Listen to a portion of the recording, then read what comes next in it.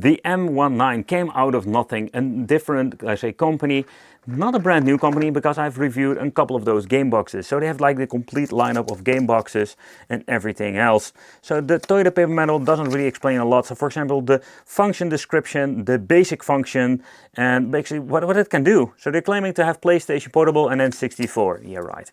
So in here we're having the device, different kind of colors can be bought. I've bought myself the Retro edition. Yeah, and I can tell you that this thing feels quite heavy and then it does have like a very nice feel. However, when it comes to like the form factor, it's in quite slim model. So we're having, I've seen all kinds of, let's say, perfect clones, like big boys, like let's say the Beefcake editions. This is an, I don't know, to be honest. Like, I don't know, it's going to be the most comfortable device out there. We have like a nice Nintendo Switch lookalike joystick with a click. They're having the D-pad over here that feels quite nice. Select Start, ABXY. And at the back we're finding a very strange, interesting configuration when it comes to the back buttons. So the display, this looks nice. Very thin black bezel around it. I can tell you, I like it a lot. Loading up Anbenic, this preset of the device. Would not be, let's say, it would not be surprising that we do have like different emulator software in the future or something else. The rock chip that we have seen in many other devices. So that is, in my opinion, nothing really new. But however, when it comes to, let's say, the software, what can we actually play out of the box? So there's a lot of stuff we can play. Here I have PC Engine, so 8-bit, 16-bit, and I would not think this is going to be an issue whatsoever. So I think it's going to be interesting to see how everything like N64 will play, PlayStation Portable of course, PlayStation 1. We cannot really upscale, but I think a lot of devices nowadays can play PlayStation 1 without any problem. Arcade, Final Burn Alpha, and you know, there's all kinds of cool stuff. I do see a little bit of flickering on my camera at this point. I don't know why, because my camera has been set to 60 frames per second. And my screen, I think, is not 60 or something, because it's flickering.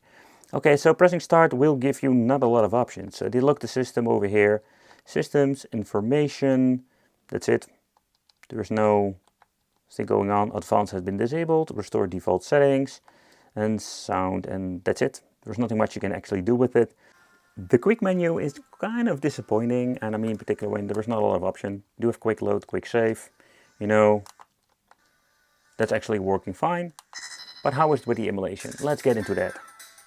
Okay, let's do a quick test with something else. I just wanted to see how the joystick and also the D-pad responds when it comes to, let's say, the games, the fighting games in particular, because I really love to play those. Okay, so that seems to be working fine. Okay, great. So let's get into the D-pad if I'm done with being dizzy. You know that always happens with me. Go away. Yeah, the D-pad is perfect. Yeah, the D-pad is perfect.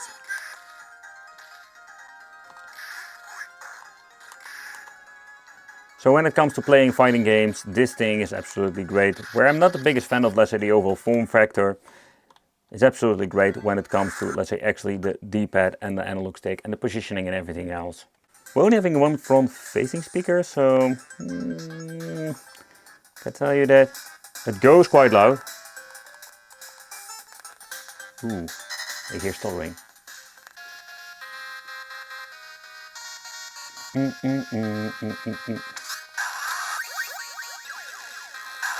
The display looks beautiful. But let's get something basic and let's try some NES games. So we do have reached the point that we have so many devices that can actually play it. You know, those, let's say, $8 ones that also plays it. So if you don't only have like NES, there are so many solutions out there. But I'm just quite surprised actually how good it looks on this display. I don't know if the camera even picks it up. But another thing is like the D-pad. This is just amazing. We just tried fighting games, but if you're going to be playing this with beat 'em ups, let's move on to the Super Nintendo.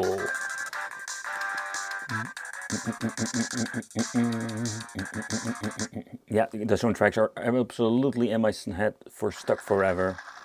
Another game that I needed to play, and of course the D-pad is super important. So you can see that we do have a little bit of a wiggly going on, so where there is no movement with the helicopter. But I don't want to get your eyes up for every single game. I just want to showcase, like with of course my favorite test bench, Cruising the USA. And yeah, it's going to be stuttering nightmare because this game and many others like GoldenEye 007 and the more demanding ones.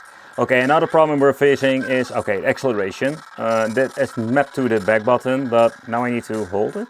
You know, this is what I mean, like it's completely unplayable. I don't know if this is going to be the, let's say, the ultimate handheld or Game Boy Advance handheld solution, because I understand the resolution is going to be slightly different than the original one. But emulation performance-wise, nothing to complain here. Already mentioned a couple of times, the D-pad is amazing, but it also is the same when it comes to, let's say, playing these games. So let's move on to the Neo Geo Arcade with some viewpoint. 1, 2, 3. First time I've played this game, I completely failed at it. It's such a difficult game. And also a very unique experience. And those are the games that are the most fun. I can just play these games over and over again. Games like Donpachi will not look this best because normally they're playing in vertical mode games. But thanks this thing is not like a super widescreen resolution, it will still be forgivable to actually play this. But there are game systems out there, handhelds, that have especially been made for games like this. The major problem I was having with these devices is that they're removing the soundtracks of the PlayStation games. If they're doing this, they just save up space and just try to slap more games on it. That is so unfortunate, but the emulation performance of PlayStation is just fine. You can just play it great on this with the rock chip. However, let's see. Oh, there goes my weapon. But with the PlayStation Portable, every single game will have black bars on top and at the bottom. I did notice that there is no configuration method possible. You can see when going into the menu every single time, it will show the buttons itself. Minor hiccups are normal, simply because of the chipset and everything else. So let's skip everything. Let's get into the gameplay. We do got some playable situation over here with some hiccups. The HDMI port, let's see how that actually works. So let's plug it in when it's in the game. Let's see if it's going to be even booting up. Yep, it does give a signal over here. I can see it, the LED is turning on. Oh boy, it takes a very long time actually. But nothing is actually happening, no. Nope, yep, there we go. I needed to reset.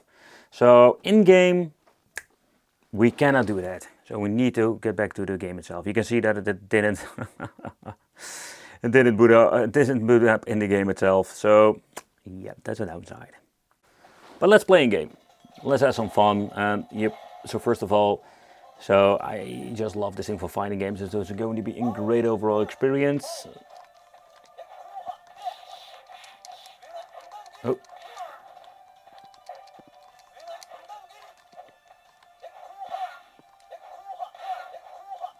Let's plug it out. Let's see what happens then. Let's see, man, it's switching between this is not a good idea. So that is something. Yep, it's going to be rebooting again. So if you want to switch, you need to get out of the game, make a quick load, quick save, at least.